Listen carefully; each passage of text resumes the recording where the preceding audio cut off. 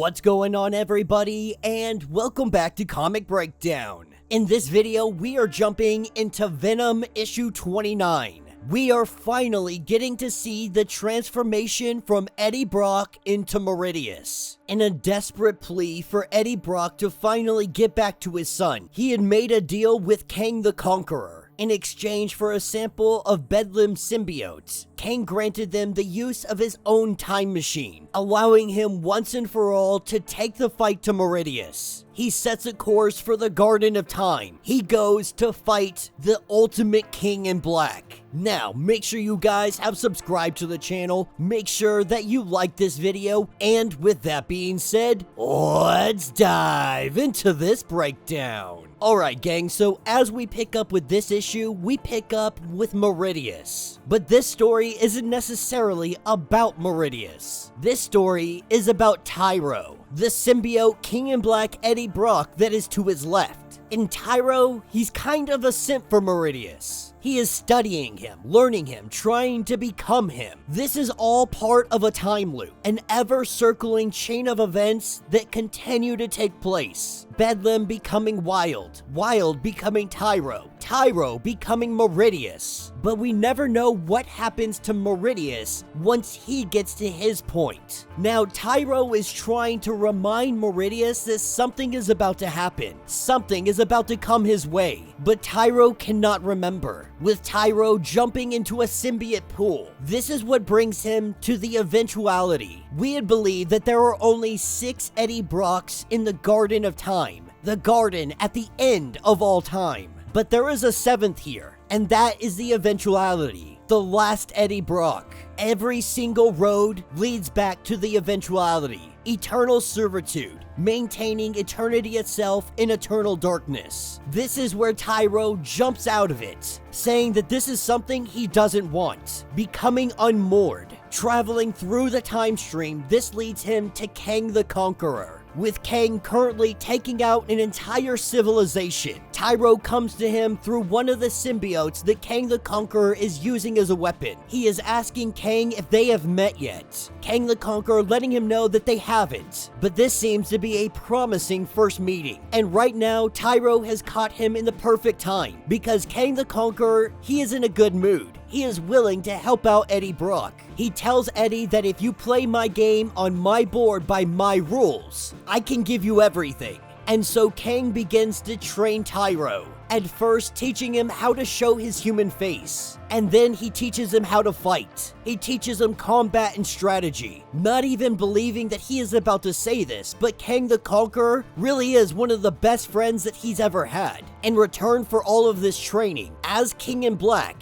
he can condition and program the next generation of war symbiotes. These will be delivered to a later King at an earlier point in time. Now, Eddie Brock is doing all of this so he can get back to his son, and he hasn't thought about his son in a long time. But with everything that Kang has taught him, he can send his mind throughout time without possessing symbiote matter at the destination. He catches a glimpse of both Dylan and Venom, and what he sees is the end of the story, Venom's ultimate form, and that is Venom World. He doesn't know how long he stands here and watches, but when he returns to himself, he has become Meridius. Now he is thinking much more clearly, and he knows exactly what he must do to break the doomed future, both the Earth's and his. And Dylan Brock is the key, the Codex. But while he is saying all of this, he says Brock's son. He is no longer referring to himself as Eddie Brock. He refers to himself as Meridius. Almost like Meridius and Eddie Brock aren't the same person. And if he must admit, he doesn't have anything in common with Eddie Brock any longer. He doesn't feel anything for Dylan Brock. He also has no more needs for friendship. This is where he tells Kang the Conqueror that you have done many conquests, but as King in Black, he can put a hole right through Kang the Conqueror's plans. He can shut off all the symbiotes anytime he chooses. And so he tells Kang the Conqueror, you should ask yourself, what do you offer to me?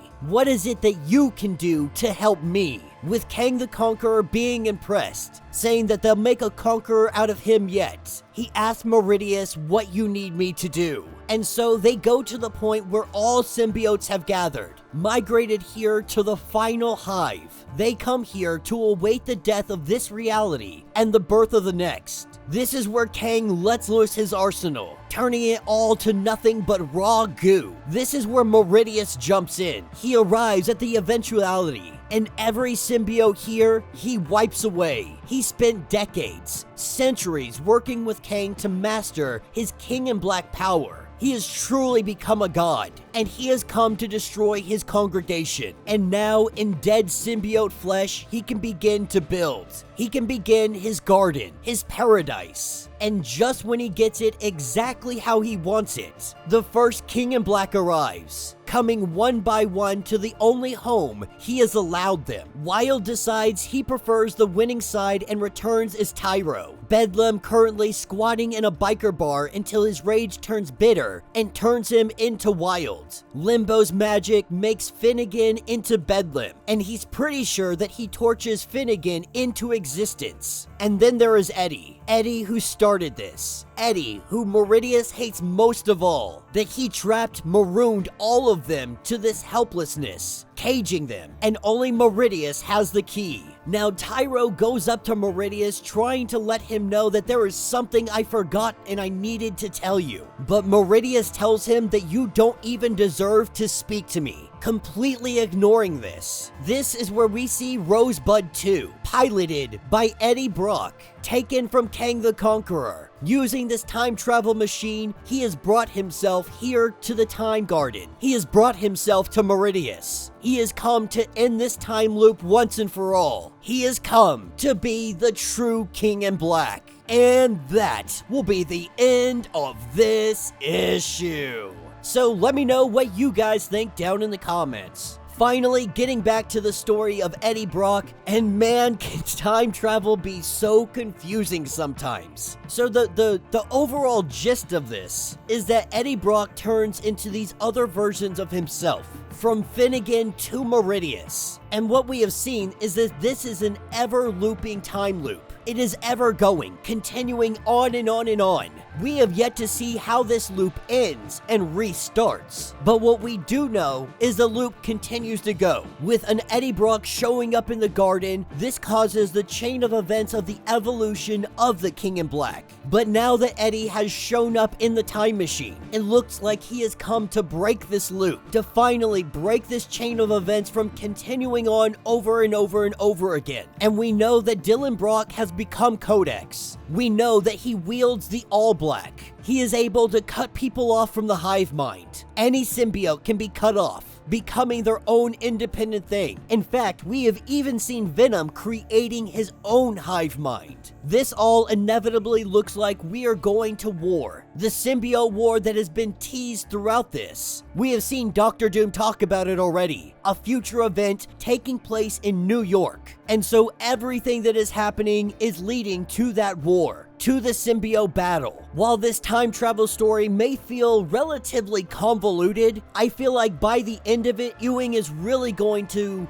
bring it all the way around. The story is going to fully make sense once we get to the end of it, and we can see it from the big picture. We can get a bird's eye view of what's really going on. I personally am just happy that we're getting back to the Eddie Brock stuff. Now, I don't mind all the stuff going on with Venom and Dylan. I just really feel like these should have been two separate titles. And this is something that I've said a few times now. When we're only getting one issue a month, and then 3 of those issues focus on Dylan Brock, that means there are 3 months that we're going without seeing Eddie Brock, Meridius, or anything that is going on with them. And so it can hamper the story a little bit, considering there are huge time gaps between when we last saw Eddie and when we get to see him again. And I feel like considering the X-Men have gotten so many titles, it would only be fair to give Venom one more title, much like they did with X-Men Red and Immortal X-Men, both of them playing off one another other, they could have done this with Venom and it would have been beautifully done.